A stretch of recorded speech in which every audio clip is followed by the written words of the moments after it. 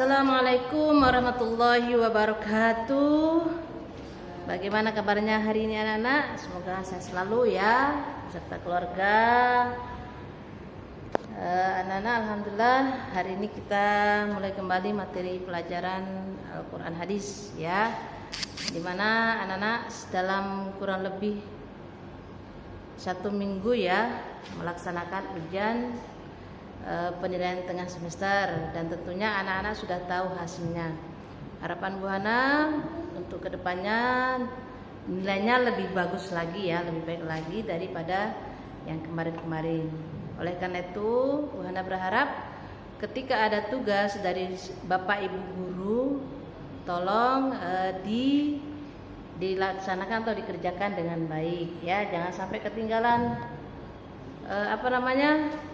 tidak mengerjakan tugas, nanti nilainya kurang bagus ya.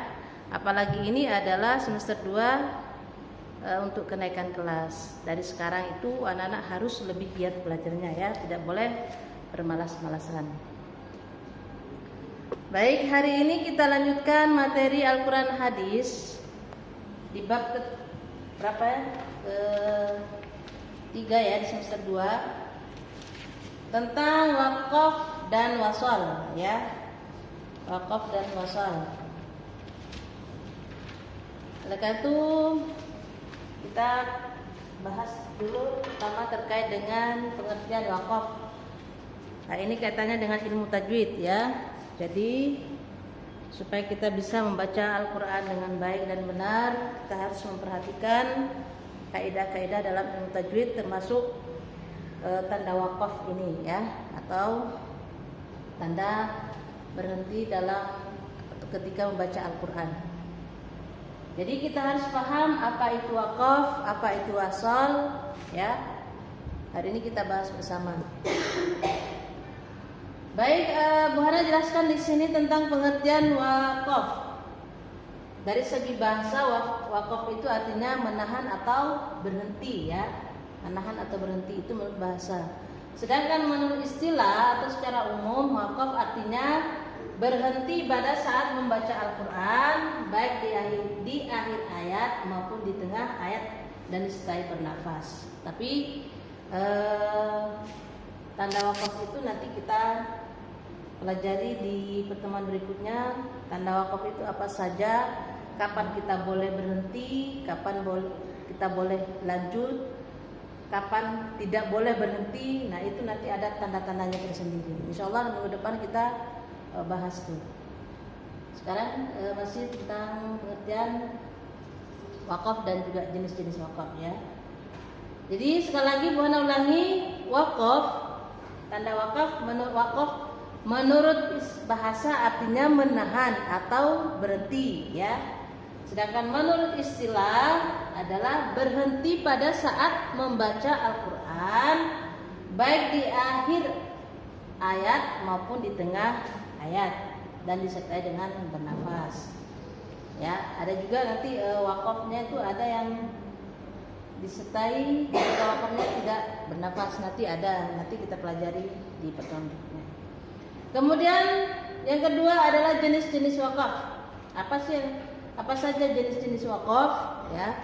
Di sini Bu Hana secara umum saja jelaskan, pengenalan saja biar anak paham. Nanti untuk penjabarannya nanti ketika anak-anak mungkin di sanawiyah atau di aliyah yang mau meneruskan, atau di pesantren ya, yang bagi anak-anak yang mau melanjutkan di pesantren. Yang pertama ada namanya wakaf ikhtibari ya, atau menguji atau mencoba. Nah biasanya wakaf ikhtibari ini dilakukan untuk menguji para qori atau orang belajar qari'ah, membaca ayat Al-Quran itu dengan lagu-lagu ya, namanya qari. Kemudian menjelaskan agar diketahui cara wakaf dan ibtida, cara wakaf, cara berhenti ataupun cara memulai ketika membaca Al-Quran, namanya menguji coba ya. Nah wakaf ini biasanya digunakan ketika proses belajar Al-Quran, khususnya qiraah. Biasanya orang belajar qiraah ini menggunakan namanya wakaf ikhtibari ya. Kemudian yang kedua ada namanya wakaf ittirari atau terpaksa. Ya, wakaf ittirari artinya terpaksa dalam arti wakaf yang dilakukan dalam keadaan terpaksa yang memungkinkan karena kehabisan nafas atau mungkin ketika kita baca Al-Quran itu dalam keadaan batuk atau bersin yang memaksa kita harus berhenti. Nah, ini namanya wakaf ittirari ya. Jadi ada kalanya kita boleh berhenti ketika membaca Al-Quran manakala kita tidak kuat atau nafasnya tidak kuat, atau mungkin ketika membaca kita lagi bersin atau lagi batuk boleh berhenti ya. Tapi kita harus juga memahami untuk ibtidanya atau memulainya lagi ketika mau melanjutkan ayatnya tersebut. Nanti kita bahas ya. Yang ketiga ada namanya wakaf intizari, artinya menunggu ya. Sebenarnya wakaf ini adalah wakaf yang dilakukan pada kata yang diperselisihkan oleh ulama qiraah ya. Ini maksudnya antara boleh dan tidak boleh wakafnya. Ini masih masa perselisihan atau apa istilahnya bagi ulama qori ya, qori'ah atau yang biasanya ahli membaca Al-Quran dengan lagu-lagu. Nah, ini mereka menggunakan istilah intizari ya.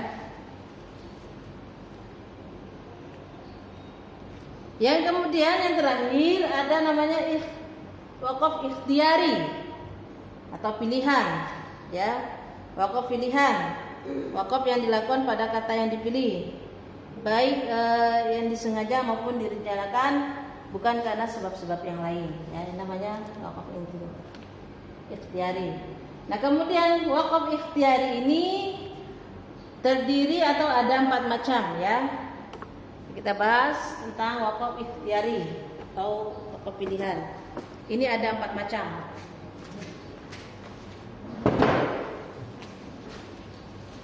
Yang pertama ada namanya wakaf tam. Ini anak harus pahami. Wakaf tam artinya sempurna. Wakaf tam ini adalah wakaf pada akhir lafal yang sudah sempurna. Lafalnya sudah sempurna baik menurut tata bahasa maupun artinya. Artinya kalimatnya sudah sempurna, tata bahasa sudah sempurna, dan artinya pun sudah sempurna.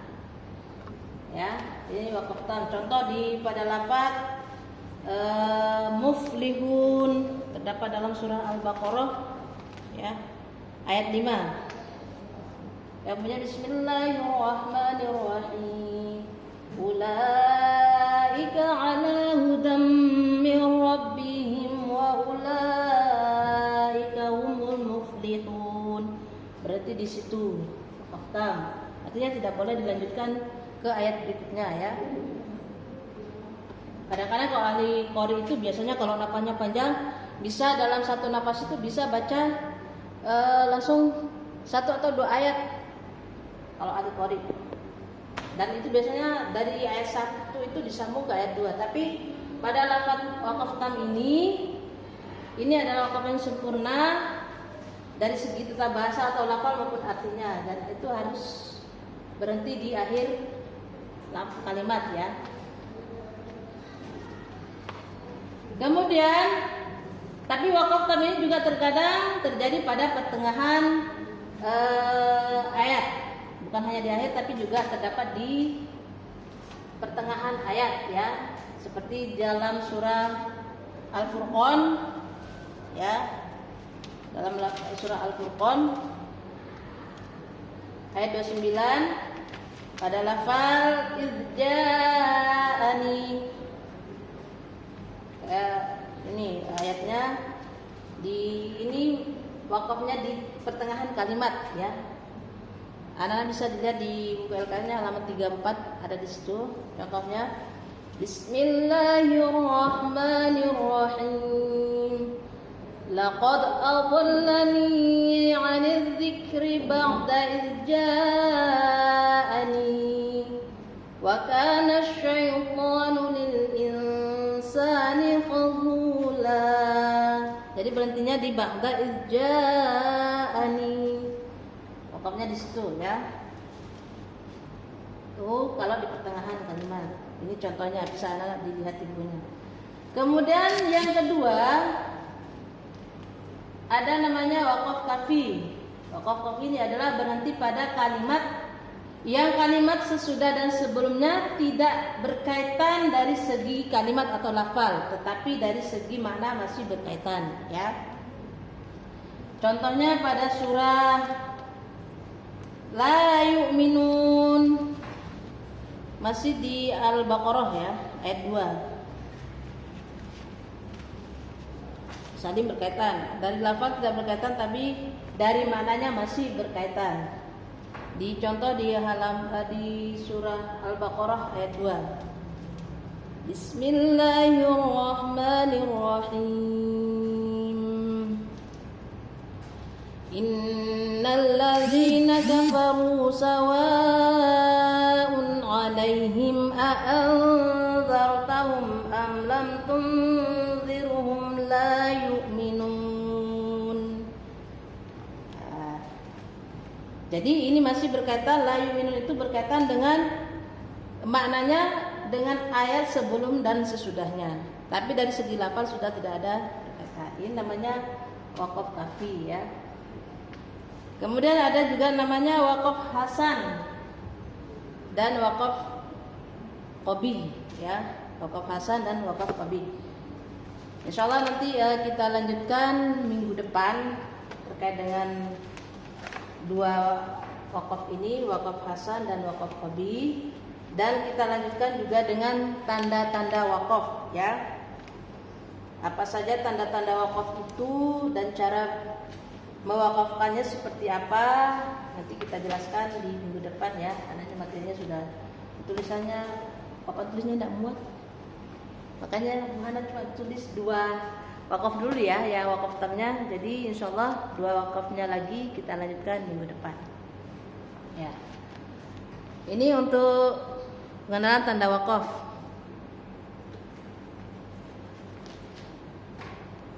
Sekarang Bu Hana kasih tugas ya, tugas terkait dengan tanda wakaf hari ini. Silakan anak-anak dicatat di buku tulisnya ya. Dicatat di buku tulisnya. Jawablah pertanyaan di bawah ini dengan benar. Silakan tulis. Nomor 1,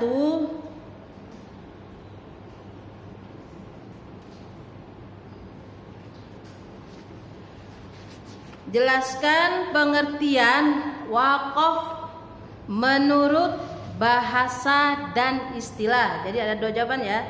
Jelaskan arti wakaf menurut bahasa dan istilah. Jadi menurut bahasa itu apa, menurut istilah itu apa? Yang pertama. Yang kedua, sebutkan jenis-jenis wakaf. Sebutkan jenis-jenis wakaf. Kemudian yang ketiga, apa yang dimaksud dengan wakaf tam? Ya.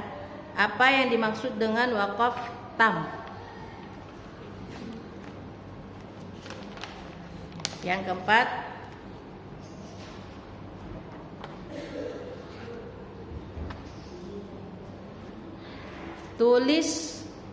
tulislah contoh wakaf tam yang terdapat pada surah Al-Baqarah ya. Yang terdapat dalam surah Al-Baqarah, silakan dicari. Bu Hana sudah jelaskan tadi. Silakan anak-anak dikerjakan di buku tulisnya, disalin soalnya yang Bu Hana diktekan tadi di buku tulis, kemudian dikerjakan, lalu difoto, dikirim melalui classroomnya ya, anak-anak ya. Baik, itu saja pertemuan kali ini. Insyaallah minggu depan kita lanjutkan lagi dengan materi berikutnya, terutama tanda-tanda wakaf ya. Ya, itu saja dari Bu Hana, kurang lebihnya mohon maaf. Bu Hana harapkan anak tetap semangat dan tetap selalu jaga kesehatan ya.